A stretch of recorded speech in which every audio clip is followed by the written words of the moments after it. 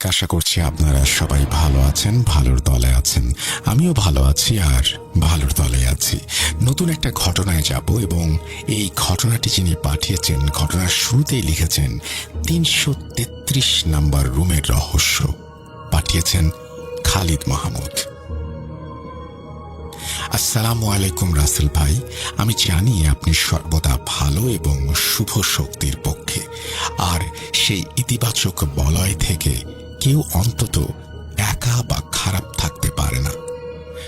আমি খালিদ সাভার থেকে বলছি। আজ যে অভিজ্ঞতার কথা আপনাদের শোনাবো তার প্রত্যক্ষদর্শী এবং ভুক্তভোগী আমি নিজেই। ঘটনাটি স্টুডিওতে এসে বলা এই মুহূর্তে কঠিন, পড়ে শোনানোর জন্য অনুরোধ রইল। মূল কাহিনীতে যাওয়ার আগে প্রিয় শ্রোতা এবং রাসেল ভাইয়ের কাছে একটা বিনীত অনুরোধ। আমি খুব গুছিয়ে লিখতে জানি না, তাই আমার ভাষাগত ভুল ত্রুটিগুলো ক্ষমা সুন্দর দৃষ্টিতে দেখবেন। নিজের ভেতরে চেপে রাখা এই ঘটনাটি আজ প্রথমবার প্রকাশের সাহস করছি। জানি না আমার এই লেখাটি নির্বাচিত হবে কিনা, তবে এইটুকু স্বস্তি যে অন্তত কেউ একজন তো জানবে ভয়ানক অভিজ্ঞতার সময়ের সেই কথাটা। ঘটনাটি ঘটে ঢাকায় অবস্থিত 5 তারকা একটা হোটেলে। নিরাপত্তার স্বার্থে এবং অন্যদের ব্যক্তিগত গোপনীয়তা বজায় রাখতে আমি এখানে বাকিদের ছদ্মনাম ব্যবহার করছি। আমি সেই হোটেলের একজন টাইটেনিয়াম মেম্বার, ফলে সেখানে নিয়মিত যাতায়াত এবং দীর্ঘ অবস্থানের সুবাদে কর্তৃপক্ষের সাথে আমার বেশ সুসম্পর্ক। আমি চাই না সে সম্পর্কে কোনো চিড় ধরুক বা ভুল বোঝাবুঝির সৃষ্টি হোক, তাই হোটেলের নামটি অপ্রকাশিতই রাখলাম। ভূমিকা না বাড়িয়ে আমি সরাসরি ঘটনার বিবরণে প্রবেশ করছি।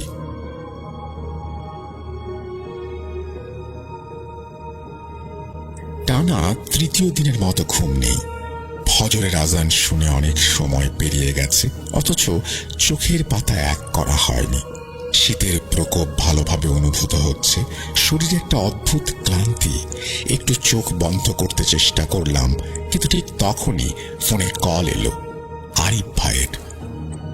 বাইরে যাওয়ার ডাক পড়ল। ফ্রেশ হয়ে নাস্তা সেরে তাড়াহুড়ো করে চলে গেলাম ঢাকার একটি 5 তারকা হোটেলে, যেখানে আমার রুটিন অনুযায়ী নিয়মিত যাতায়াত। লবিতে বসেই ভাইয়ের সাথে মিটিং শুরু হলো। আমি পুলের কাছে পুল ক্যাফেতে বসে পড়লাম। পানির ঝিলমিল রিফ্লেকশনে সূর্যের আলো খেলে যাচ্ছে। সাদা চামড়ার একজন ভিনদেশী তরুণী সুইমিং করছে, আর অন্য পাশে একজন বাবা তার সন্তানকে সাঁতার শেখাচ্ছেন। শীতের রোদ পুলের পানিতে প্রতিফলিত হচ্ছে, তবে মনের মধ্যে কিছু অদ্ভুত ভাবনা বারবার ঘুরছিল আমার। কয়েকদিন ধরে এলোমেলো স্বপ্ন দেখছি, অদ্ভুত, ভয়ানক। কিছুতেই বুঝতে পারছিলাম না কেন এসব স্বপ্ন আসছে, তবে স্বপ্নগুলো আমাকে ক্লান্ত করে তুলছিল। হঠাৎ খালিদ ভাই আমার নাম ডেকে এক মুহূর্তের জন্য মনোযোগ ফিরিয়ে নিল ক্যাফের সেবক ছেলেটি।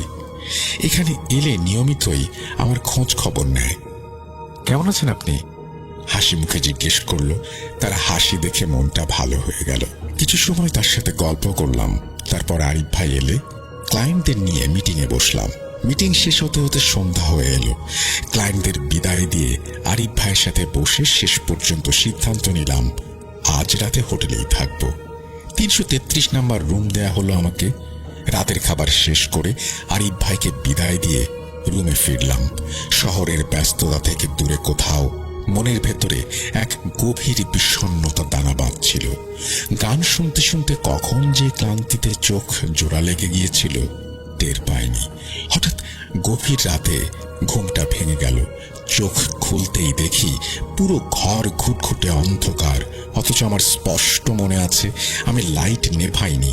ভাবলাম হয়তো ঘুমের ঘোরে আমিই বন্ধ করেছি, কিন্তু শীতের রাতে এসি চললেও আমার শরীর ঘামে ভিজে একাকার হয়ে যাচ্ছিল। ঘুরতে তখন রাত 2টার বেশি। অন্ধকারেও আমি খুব স্পষ্টভাবে অনুভব করলাম এই ঘরে আমি একা নই।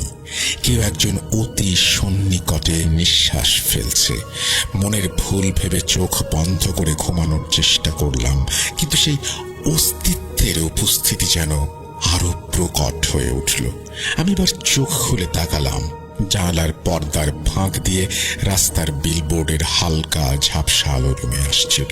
আমি না চাইতেই চোখে পড়ে গেল রুমে থাকা টেবিলের শেষ প্রান্তে টেবিল ল্যাম্পের পাশটা। অবিশ্বাস্য! আমি যদি জানতাম সেদিন আমি এমন এক অস্তিত্ব দেখব, কখনোই সেখানে থাকার সাহস দেখাতাম না। সেই অস্পষ্ট আলোয় টেবিলের কোনায় যা দেখলাম তার জন্য আমি প্রস্তুত ছিলাম না। একটি ছোট শিশু সেখানে বসে আছে। অবয়বটা অনেকটা বিদেশি শিশুদের মতো, কিন্তু দৃষ্টি ছিল বিভৎস। মনে হচ্ছিল কেউ একটি নির্জীব পুতুলকে প্রাণ দান করেছে। সে স্থির চোখে আমার দিকে তাকিয়ে আছে। আমি ভয়ে চিৎকার করতে চাইলাম, দোয়া পড়ার চেষ্টা করলাম, কিন্তু মুখ দিয়ে একটি শব্দও বের হচ্ছিল না। মনে হচ্ছিল আমার কণ্ঠনালী কেউ চেপে ধরেছে। আতঙ্কে চোখ বন্ধ করে ফেললাম। কিছুক্ষণ পর যখন আবার তাকালাম, দেখলাম সেখানে কেউ নেই। শরীর কাঁপছিল। দ্রুত ডান দিক থেকে বাম দিকে ফিরে নাইট স্ট্যান্ডের লাইটটি জ্বালাতে গেলাম। ঠিক সেই মুহূর্তে দেখলাম পাশের সাইড টেবিলের ওপর দাঁড়িয়ে আছে এক কুৎসিত অবয়ব, একটি মানুষের ছায়া মাত্র। এবার আমার বুঝতে বাকি রইল না যে খুব অশুভ কিছু আমার সাথে ঘটছে। মনে মনে সৃষ্টিকর্তাকে স্মরণ করতে লাগলাম, দোয়া পড়লাম। এক মুহূর্তের ব্যবধানে সবকিছু স্বাভাবিক হয়ে গেল। প্রচন্ড তৃষ্ণায় এক নিঃশ্বাসে এক বোতল পানি পান করলাম। প্যারানর্মাল বিষয়গুলো আমার কাছে নতুন নয়, কিন্তু এমন অভিজ্ঞতা আগে কখনো হয়নি। তারপরে সবকিছু ঠিকঠাক লাগছিল না।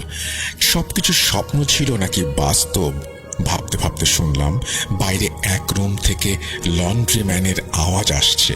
পর্দা সরিয়ে দেখলাম বেলা হয়ে গেছে। সূর্যের রশ্মি রুমে ঢুকেছে। ঘটনা এখানেই শেষ হলে পারত। ভেবে নিতাম হয়তো দেখার ভুল বা ডিপ্রেশনের কোনো কিছু কারণে এলোমেলো দেখে ফেলেছি। তবে ঘটনা এখানে শেষ হলো না। ফ্রেশ হয়ে নিলাম। হোটেল থেকে চেক আউট করে কিছু কাজ ছিল, সেগুলো নিয়ে ব্যস্ততায় সারাটা দিন খুব সাধারণভাবেই কাটালাম। সন্ধ্যায় দেখা হলো আরিফ ভাইয়ের সাথে। এই বিষয়টি আমি যখন ভাইয়ের সাথে শেয়ার করলাম, তিনি অনেক সময় নিয়ে আমার দিকে তাকিয়ে থেকে বললেন, 333 নম্বর রুম? হ্যাঁ, 333। বারবার একই প্রশ্ন করল। প্রথমে বিরক্ত হলেও পরে বুঝলাম বিষয়টি স্বাভাবিক নয়। শেষ পর্যন্ত আরিফ ভাইয়ের কাছে শুনলাম আমাদের ছোট এক বোনের সাথেও 333 নাম্বার রুমে একই ধরনের ঘটনা ঘটেছে। সাথে সাথে তাকে আসতে বললাম। আরিফ ভাই সিনথিয়াকে ফোন দিয়ে জরুরিভাবে নিয়ে এলেন। যদিও এটি ছদ্মনাম, ঘটনা বলার স্বার্থে এই নামটি ব্যবহার করছি। ঘণ্টাখানেকের ভেতর সিনথিয়া এসে পৌঁছালো। ভাই, আরিফ ভাই যা বলল ফোনে তা কি সত্যি? খুব আগ্রহ এবং আতঙ্কিত চেহারা নিয়ে আমাকে জিজ্ঞেস করলো সিনথিয়া। ও, তোকে অলরেডি বলে দিয়েছে আরিফ? আমি প্রশ্ন করলাম সিনথিয়াকে। এরপর বললাম, হ্যাঁ, ঘটনা সত্য। আরিফের কাছে আমিও শুনলাম তুইও নাকি এই রুমে ছিলি একা। কি ঘটেছিল সেদিন বলতো? সিনথিয়া ফোনটা বের করে আমাকে বলল, ভাইয়া, ঘটনাটি আমি লিখে রেখেছিলাম, আপনাকে পাঠিয়েছি, পড়ে নেবেন। আমি এই ঘটনার মনে করতে চাই না। এরপর গল্প গুজব করে সবাইকে বিদায় দিয়ে সেদিন রাতে বাসায় ফিরে এলাম। রাতে মনে হলো, আচ্ছা সিনথিয়ার সাথে কি ঘটেছিল সেটা জানতে ফোন বের করে পড়া শুরু করলাম। সিনথিয়া আমাকে যেভাবে লিখেছিল আমি সেভাবেই উপস্থাপন করছি। সিনথিয়ার ডায়েরি থেকে 21 ডিসেম্বর 2024। একটা দিনের শেষ আর রাতের অন্ধকারে যেন রহস্যের ছায়া নেমে এসেছিল। সেদিন হোটেলের 333 নাম্বার রুমে ছিলাম। অনেকবার এসেছি, কিন্তু কখনো এই ধরনের অদ্ভুত এবং রহস্যময় অভিজ্ঞতার সম্মুখীন হইনি। তবে সেদিন কিছু অস্বাভাবিক ঘটনার সূত্রপাত হয়। সকালবেলা হোটেলে পৌঁছানোর পর দিনের রুটিন মেনে কাজগুলো শেষ করলাম।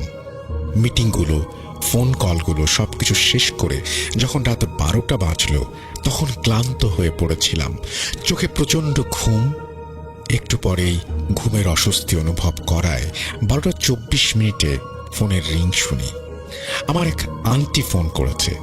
ঘুমের মধ্যেই ফোন ধরলাম, সঙ্গত কারণেই বিরক্ত বোধ করলাম, কিছুটা বাধ্য হয়ে কথা বললাম, আর তারপর কলটি কেটে গেল। এবার আর ঘুম আসছিল না। এরপর এদিক সেদিক ফোন করতে লাগলাম। কথা বলতে বলতে 2টার দিকে ঘুম আসলো। আমি যখন ঘুমাই সবসময় রুমের লাইট বন্ধ করে ঘুমাই। অন্ধকার ছাড়া আমার ঘুম আসে না। আমি সোফা থেকে সোজা বিছানায় চলে যাই ঘুমাতে। তবে বেশি সময় আর ঘুমাতে পারলাম না। 3:30টার বেশি হবে রাত, তখন আমার ঘুম ভেঙে গেল। স্পষ্ট শুনছি আমার রুমের ওয়াশরুমে কেউ কাপড় ধুচ্ছে। মনে হচ্ছে কেউ কাপড় কাচ্ছে। থতমত খেয়ে গেলাম, এও কি সম্ভব?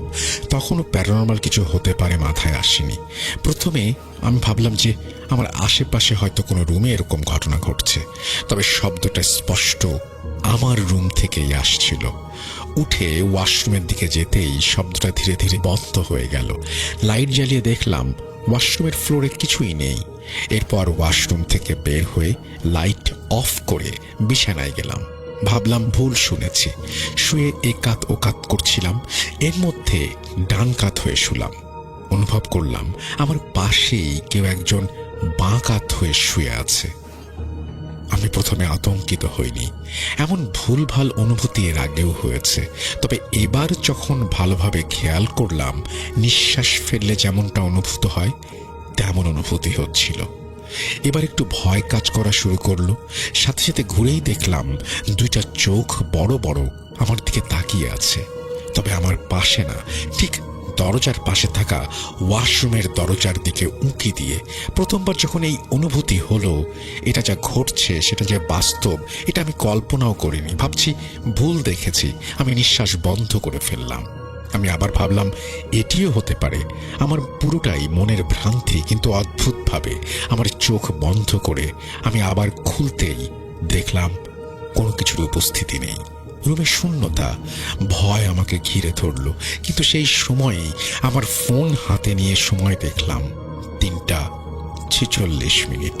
আমি কি ভুল দেখলাম? মনে হলো কিছুতেই বিশ্বাস করতে পারছি না। কিছুক্ষণ যেন মনে হয়েছিল যা দেখছি এক ধরনের বিভ্রম। তবে আমি ঘুমোতে চেষ্টা করলাম। তবুও মনে হচ্ছিল কিছু একটা ছিল যা আমাকে ঘিরে রেখেছিল। এক অদৃশ্য শক্তি যেন আমার পাশে বসে আমাকে দেখছিল। ঘুমের জন্য যখন আমি চোখ বন্ধ করলাম, সেই অদ্ভুত অনুভূতি আর গেল না। ভৌতিক গল্প শুনে আমি বড় হয়েছিলাম, তবে বিশ্বাস করতাম এই পৃথিবীতে ভূত প্রেত অশরীরী কিছুই নেই। তারপরও সেদিন আমি যে ভয়টা অনুভব করেছিলাম তা কাউকে বললে হয়তো সে বিশ্বাস করবে না। ওইটা হয়তো মনের ভুল ছিল, কিন্তু ওই রুমে যতটুকু সময় ছিলাম সেটা আমাকে এক অন্য দুনিয়ায় নিয়ে গিয়েছিল। লেখা দেখে বুঝলাম আমার আর সিনথিয়ার অভিজ্ঞতা হুবহু মিলে যাওয়ায় আমার সন্দেহ নিশ্চিত বিশ্বাসের রূপ নিয়েছে। মাঝে কয়েকটা দিন চলে গেল, ব্যস্ততা বাড়ল, হোটেলে মাঝে যাওয়া হয়নি অনেকটা সময়। হুট করে একদিন আরিফ ভাইয়ের সাথে হোটেলে একটা মিটিং অ্যাটেন্ড করতে যেতে হয়। মিটিং শেষ করতে করতে রাত প্রায় 11টার বেশি বেজে যায়। এদিকে সকাল 7টার ভেতর ঢাকার আরেকটি জায়গায় যেতে হবে। সবকিছু চিন্তা করে আমি আর আরিফ ভাই চিন্তা করলাম আজকে রাতে হোটেলেই থাকবো। দুজনে রুম বুক দেওয়ার জন্য রিসিপশনের দিকে এগোলাম। পৌঁছে দেখলাম আমাদের পরিচিত একটা লোক সেখানে রিসিপশনে আছেন, এখানকার পুরাতন স্টাফ।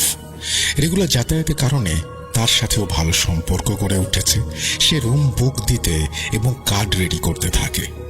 এদিকে আরিফ বলে, আপনার সাথে কি আসলেই সেই দিন ওই ঘটনাটা ঘটেছে?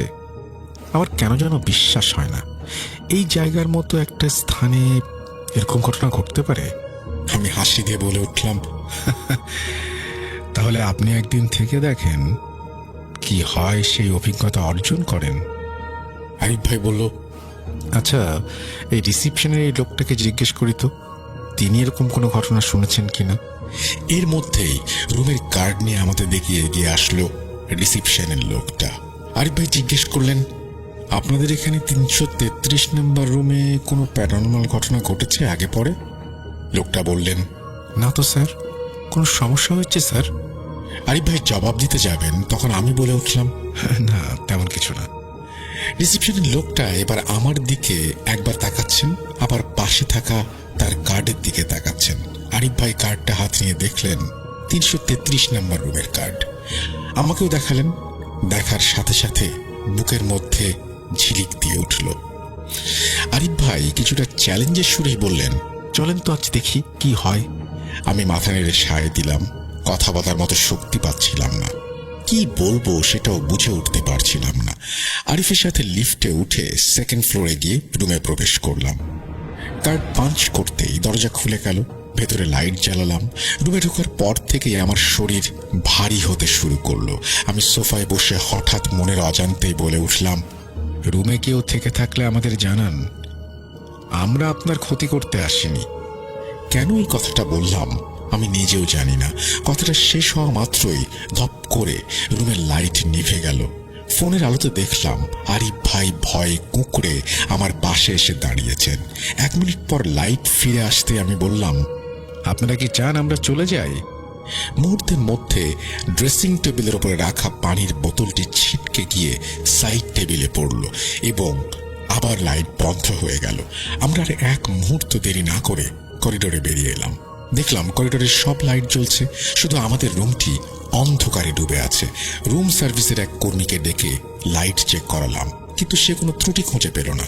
আমরা কথা না বাড়িয়ে নিচে ফিরে যাই। আমাদের যিনি রুমটা বুক করে দিয়েছিলেন তাকে পুরো ঘটনা খুলে বলতেই অবাক হয়ে আমাদের দিকে তাকিয়ে থাকেন। এরপর বলেন, এই রুমটায় তেমন কোনো গেস্ট হয় না। বেশিরভাগ সময় নাইজেরিয়ার একটা গেস্ট এসে অনেক দিন করে থাকে, তার জন্য বেশিরভাগ সময় রুমটা বুকড থাকে।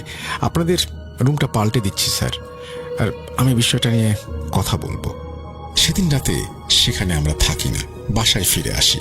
পরে হোটেলটিতে থাকা স্টাফদের কাছে শুনি এই ধরনের ঝামেলা মাঝে মধ্যেই হয়।